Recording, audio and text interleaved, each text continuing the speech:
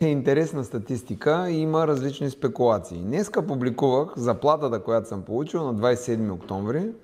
Всяка година, всеки месец се взема заплата някъде там 26, 27, 28, 25 и аз не знам коя е точната дата. Но заплатата е 1352 лева и 60 стотинки. Много хора казват, това е някаква добавка, това е нещо за това, че си председател на група. Не, това е цялата заплата, 100% цялата заплата. Тази заплата, как се оформя, аз не знам. Но в Народното събрание, когато съм влязал, никога не съм мислил колко е заплатата, как е заплатата, гледал съм да свършим някаква работа. В Народното събрание получаваме два пъти пари. Казвам, получаваме тези като мен, които не ползват никакви облаги. Имам право да взема пари, вероятно, от гориво, като командировъчник, които ходя като депутат там. Някакви разходи сигурно могат да се оправдават. Не знам, защото не съм се интересувал, понеже не искам да ползвам. Имам право да ползвам жилище, което е държавно, за депутати, които отсядат. И това не искам да ползвам, защото не искам хората да си мислят, че съм отишъл за някаква привилегия. За мен е под достоинството ми да вземам пари от държавата, искам да мога да си ги изкарвам. Това ми е основното желание, да съм достоен човек, който мога сам да си изкарвам парите. Едните пари, които вземаме в началото на месеца, са пари за сътрудници. Всеки депутат му трябват сътрудници, които да могат да свършат някаква работа в името на народа. Не ми трябват сътрудници, понеже не правя частен бизнес, но много хора се обаждат с определени казуси, искат да разкрием определени кражби, да спрем изтичането на пари и унищожението на страната, за което от една страна това би трябвало да се грижи държавната администрация или целият държавен апарат, който сигурно към 20-25 милиарда общо консумира, се грижи за нещо.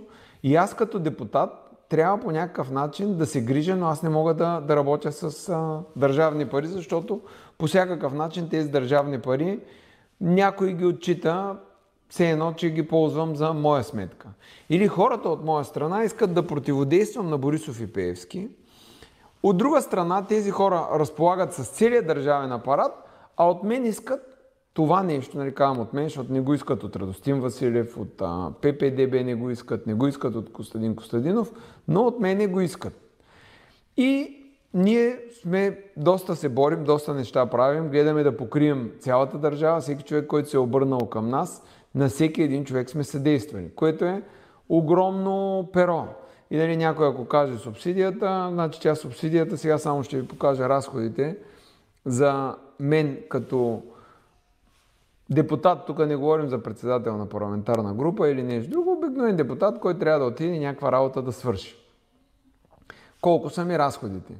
И получаваме едни пари в началото на месеца, които са за сътрудници, там получаваме към 4800 лева, 4700-4800, а сътрудниците, хората, които ползвам, са на доста по-голяма стойност. Да кажем 7-8 хиляди лева на месец поне минимум трябва да дам аз за определени хора, които да ми свършат определена работа, даже не са 7-8, по принцип 12-13 са, но да кажем 7-8. Или аз всеки месец съм на минус от тези пари, защото тези пари, които ги получавам, аз трябва да додам. Този месец получихме 2600 или 2400, не ги помня точно, да кажем 2600 от тези пари, което означава, ако 7 ми е разхода, значи аз трябва да дам 4400. Значи 4400 трябва да дам този месец от мен. Парите, които са ми нужни на месец, за да съм депутат, представителен и да отида да свърша работа на хората, които са ни изпратили. Първо, понеже аз не ползвам държавно жилище безплатно, наем, да кажем, на нещо в София, където да спя, докато съм там, е 1000 лева. Ток и вода да сложим 200 лева. Това са 1200 лева. За гориво, автомобил, за страховки, такса, поддръжки и други неща, защото аз минавам около 10 000 км на месец, са 8000 лева, които са ми разходите за това. Плюс 500 лева средно на месец слагаме да имаме за дрехи, обувки, аксесуари, с които да могат да отидат, те се износват в Народното събрание и да съм един човек, да имам вратовръзки, колан, ръкавели, Средно го слагаме, толкова да са ми тези разходи, защото аз иначе не ходя костюмиран, не ми трябват за ежедневието. Което означава, до тук виждам разходите и тези, които са първични разходи, са 9700 лева разходи, които имам.